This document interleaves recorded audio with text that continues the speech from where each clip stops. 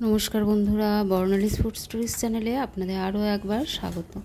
आशा करते हैं आप सब अच्छे होंगे, मैं भी अच्छी। तो आज मैंने पुई साग का एक रेसिपी लेकर आई हूँ।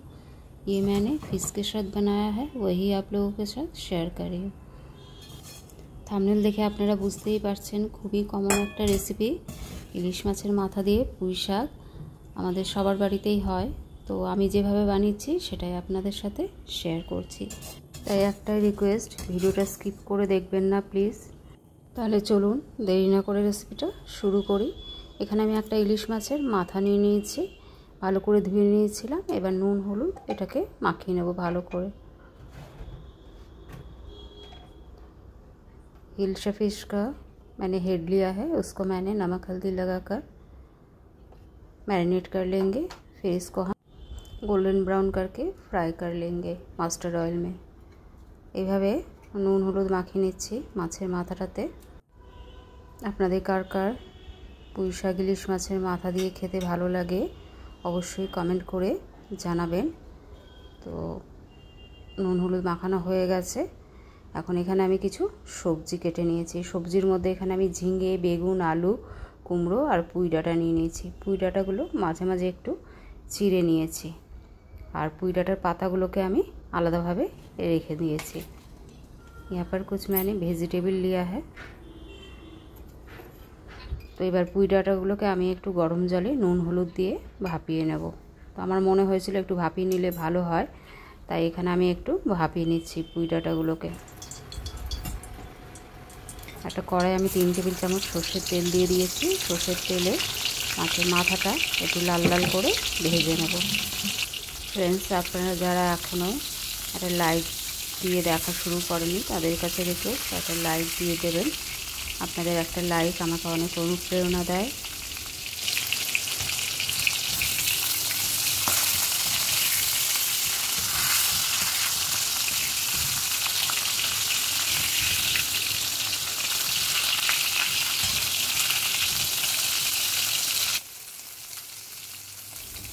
মাছের মাথাটা লাল লাল করে ভাজা হয়ে গেছে।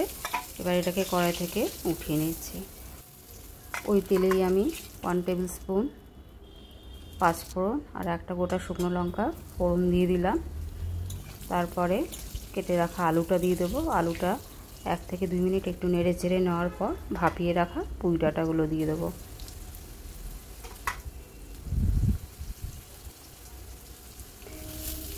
আলু আর পুঁই ডাঁটা আবারও একটু নেড়ে চেড়ে নেব 2 থেকে 3 মিনিট।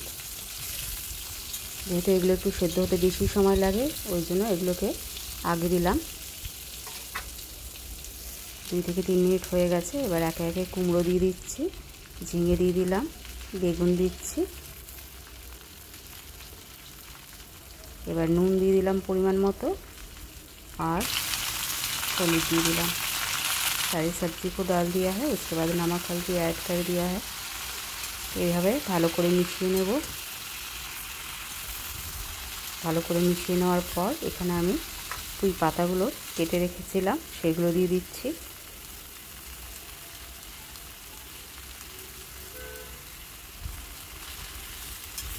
আবার একটু মিশিয়ে নেব।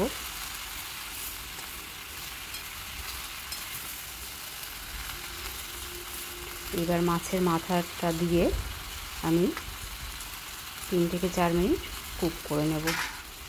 রেসিপিটা ভালো লাগলে অবশ্যই লাইক কমেন্ট শেয়ার করবেন, আর আমার চ্যানেলে নতুন বন্ধু হলে চ্যানেলটিকে সাবস্ক্রাইব করে পাশে থাকার জন্য অনুরোধ করছি। আর নোটিফিকেশন বেল অন করবেন, যাতে আমি কোনো রেসিপি আপলোড করলে খুব তাড়াতাড়ি আপনাদের কাছে পৌঁছে যায়। 3 থেকে 4 মিনিট পর ফিরে এলাম। গ্যাসের ফ্লেম আমি মিডিয়ামে রেখেছি। এটাতে আমি আলাদা করে কোনো জল অ্যাড করব না। সবজি থেকে যে জলটা বেরোবে সেটাতেই কিন্তু সব সবজি সেদ্ধ হয়ে যাবে। এইভাবে ভালো করে নাড়িয়ে নিচ্ছি। আবারও ঢাকা দিয়ে 5 মিনিট কুক করে নেব। ততক্ষণে আমি একটা মশলা তৈরি করে নিচ্ছি। সাদা সর্ষে, কালো সর্ষে নিয়ে নিয়েছি, 1 চিমটে নুন দিলাম। তারপর এটাকে শুকনো ঘুরিয়ে নেব। वाइट सरसों और काला सरसों थोड़ा सा नमक डाल के मैंने ड्राई ग्राइंड कर लिया है। उसके बाद 1 हरी मिर्ची और पानी डाल कर इसका एक स्मूथ पेस्ट बना लेंगे। এখন আমি লঙ্কা আর জল দিলাম, দিয়ে পর এটার একটা স্মুথ পেস্ট বানিয়ে নিলাম।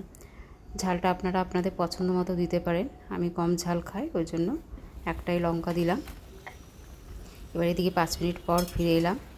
এবার আমি চেক করে নেব সবজিগুলো আমার সেদ্ধ হয়েছে কি না। সবজিগুলো আমার সেদ্ধ হয়ে গেছে, অথচ গোটা গোটাও আছে, তো এর থেকে বেশি সেদ্ধ আমি করব না। এখন এখানে আমি সর্ষের পেস্টটা দিয়ে দিচ্ছি, আর একটু মিক্সির বাটিটা ধুয়ে জল দিয়ে দিলাম, খুব সামান্য পরিমাণেই জল দিয়েছি।